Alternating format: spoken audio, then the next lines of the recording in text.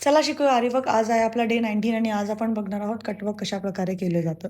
यासाठी आपल्याला जे मटेरियल लागणार आहे ते असणार आहे G704 नंबरचा कॉटनचा जरी धागा किंवा 442 नंबर धागा पण चालणार आहे आणि 14 नंबरची ट्युलिपची नीडल. सो या नीडल आणि धाग्याने आपण या संपूर्ण ड्रॉइंगवरती चेन स्टिच करून घेणार आहोत आणि चेन स्टिच केल्यानंतर त्याच्यावरती आपण झिगझॅग चेन स्टिच जी आपण आपल्या डे 1 किंवा 2 मध्ये बघितली होती ती करणार आहोत.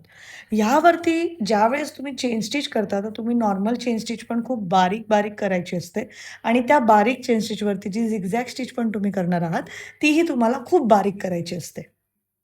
अशाच प्रकारे ही पूर्ण बॉर्डर जी आहे ती मी चेन स्टिच करून घेतली. आता आतल्या शेपला पण मी चेन स्टिच करून घेणार आहे आणि एकदा का ती चेन स्टिच झाली, की अशा प्रकारे तुम्हाला त्यावरती झिगझॅग चेन स्टिच करायची जशी मी दाखवते एक्झॅक्टली तशी.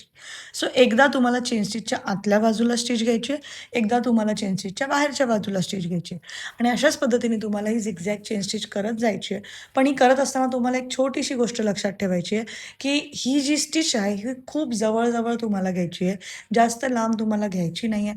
बिकॉज जेव्हा आपण ही झिगझॅग चेन स्टिच करणार आहोत, तर आपण आपल्या कपड्याच्या वीवला लॉक करणार आहोत आणि जर तुम्ही ती लांब-लांब केली, तर ती व्यवस्थित पद्धतीने लॉक होणार नाही आणि जेव्हा तुम्ही कटवर्कसाठी कपडा जाणार, तेव्हा तुमचं कटवर्क जे आहे ते संपूर्ण लूज होऊन जाणार आहे.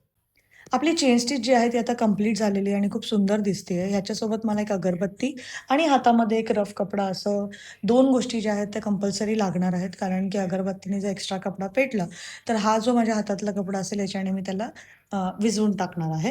म्हणजे कपडा जास्त एक्स्ट्राचा जळणार नाही. अगरबत्ती वापरताना एक छोटासा होल तुम्हाला त्या कपड्यात करून घ्यायचा की तुमची अगरबत्ती इझिली मूव्ह होईल आणि कटवर्क करत असताना अगरबत्ती स्लाइटली टिल्ट म्हणजे थोडीशी आडवी तुम्हाला पकडायची आहे. जेणेकरून तुमचा कपडा जो आहे तो फिनिशिंगमध्ये कट होणार आहे आणि आपण जो धागा वापरला आहे 442 नंबर किंवा 704 याच्यामध्ये कसं असतं हा धागा थोडासा जाड असतो.